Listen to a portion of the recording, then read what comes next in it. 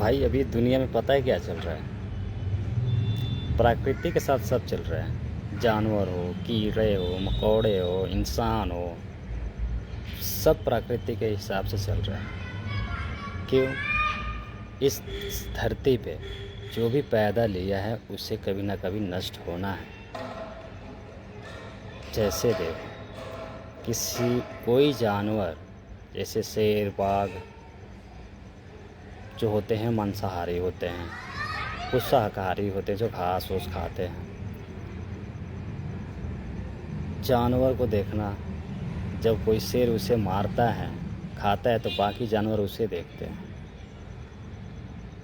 ये प्राकृतिक के नियम है। इंसान वही कर रहा है, बिल्कुल जानवर के ही जैसा।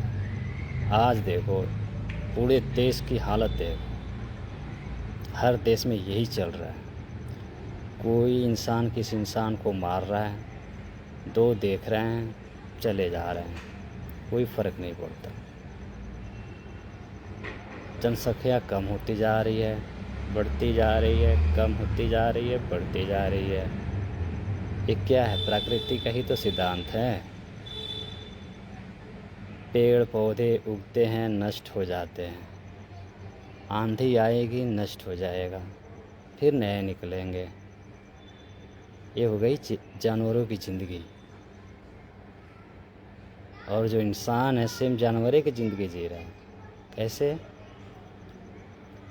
कहीं भी देख लो, इंसान किसी राह पे कुछ भी कर रहा है, कहीं भी कुछ भी कर रहा है, कोई बोलने वाला, टोकने वाला कोई नहीं है। वो भी एक जानवर की ज़िंदगी जी रहा है।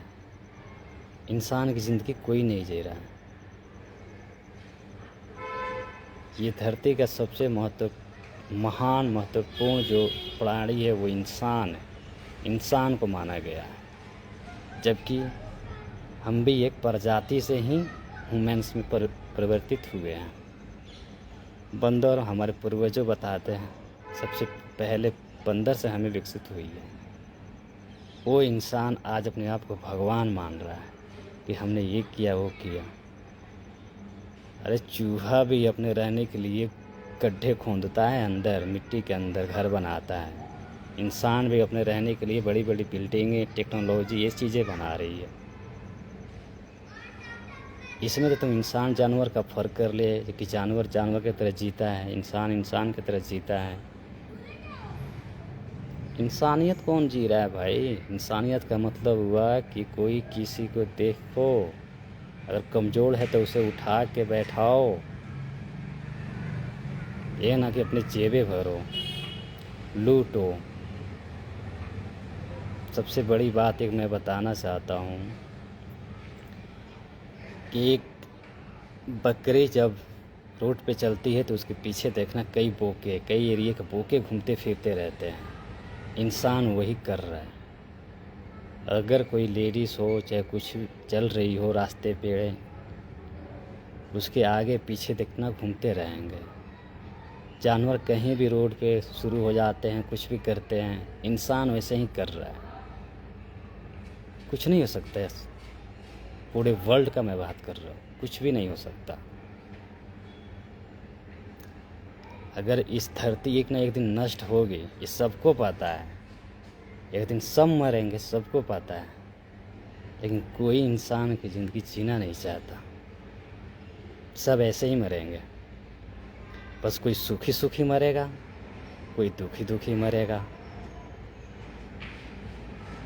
कहते हैं हमारे में कि गीता कि सिद्धांत कुछ ऐसे हैं कि तुम क्या लाए थे, तुम पछता रहे हो। क्या लाए थे जो तुम्हें खोने का डर है।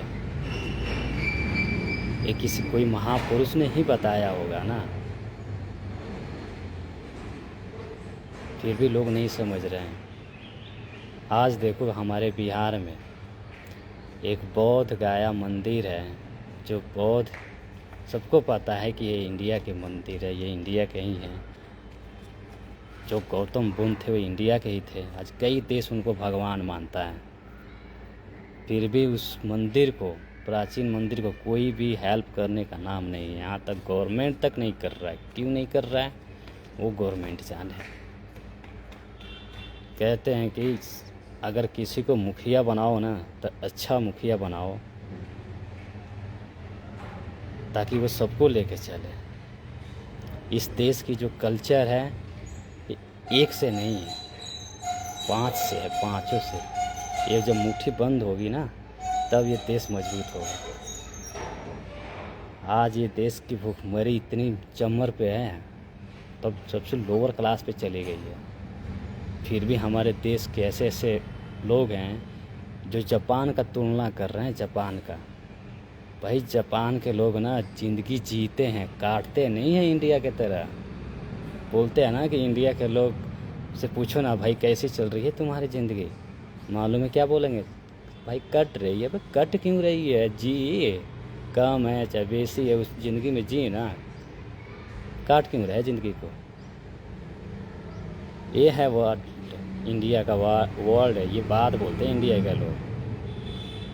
किसी से किसी की कमाई पूछ लो ना, हकीकत नहीं बताएगा कि भाई मैं इतना रुपया कमाया चाहे इतना मैं कमा रहा हूँ, उसमें कम ही बताएगा।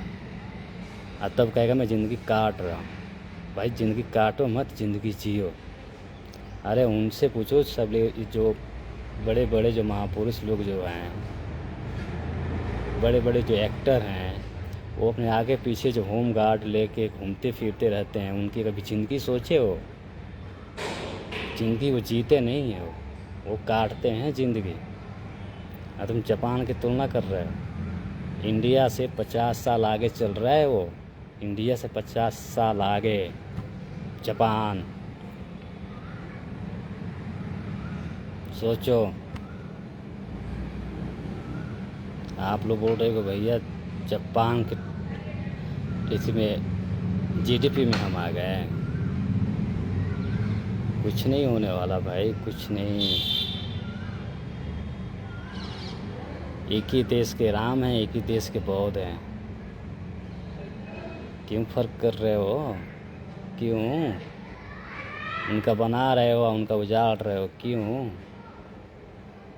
ये कौन करेगा भाई? पब्लिक बैठी तो है वहाँ पे उसको बचाने के लिए, लेकिन कुछ लोग वहाँ पे खड़े हैं उसको भगाने के लिए, कुछ लोग हैं उसको तोड़वाने के लिए। शर्म आनी चाहिए इंडिया के लोगों को ऐसे काम करते हुए और ऐसे देखते हुए। जिनके पास है भाई बोलने का वो बोल नहीं पाते, जिनके पास है नहीं बोलने का वो बोलता है तो भैया आजा, चल जा, चल चल हवाले चल तू। भाई अगर एक वीडियो अगर वायरल हो जाए, अगर कहीं पोस्ट हो जाए ना, तो रियल मैं बता रहा हूँ मेरे साथ कुछ भी हो सकता है शायद इस बयान के ऊपर जो भी चीज़ है। क्योंकि आज के टाइम में ऐसे ऐसे लोग, ऐसे ऐसे लॉ बन गए हैं कि हम देश तोड़ने का बात कर रहे हैं। ऐसे हमारे ऊपर दफ़ाएं लग जाएगी।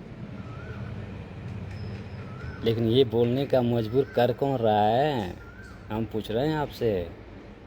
ऐसे ऐसे बातें लोगों से पोस्ट कराने का मजबूर कौन कर रहा है?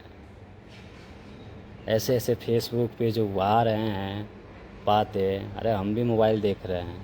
नहीं, इंडिया को डिजिटल इंडिया बनाने वाले थे। अरे भूखमरी इंडिया बन गई है, भूखमरी। भूख से लोग मर रहे हैं अभी। डिजिटल इंडिया बनाने चले हो। आपने कोई ऐसा टेक्नोलॉजी बनाई है जो आपके आम जनता लोग हो जो उसको यूज करे? हर चीज़ बाहर देशों का है। कहते हैं ना कि पिछले जब मुग़ल आए थे यहाँ पे, मुग़ल को लाने वाले कौन है? इंडिया के ही लोग हैं। अंग्रेज़ों को लाने वाला कौन है? इंडिया के ही लोग हैं। ये सब गुलामी ही हैं। अभी भी हम गुलामी ही ज़िंदगी जी रहे हैं।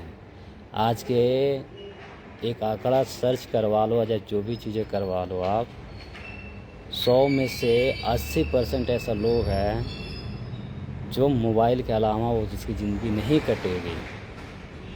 वो बच्चा हो या जवान हो, चाहे जैसा भी हो, उसको मोबाइल चाहिए चाहिए। ऐसी गवर्नमेंट ने लत लगा रखी है। लोग बोलते हैं भाई जापान की तुलना, जापान के लोगों से कभी मिले हो, उनकी ज़िंदगी कभी देखे हो, वो कैसे जीते हैं? अच्छा जाके मिलो कैसे ज़िंदगी जीते हैं, काटते नहीं हैं।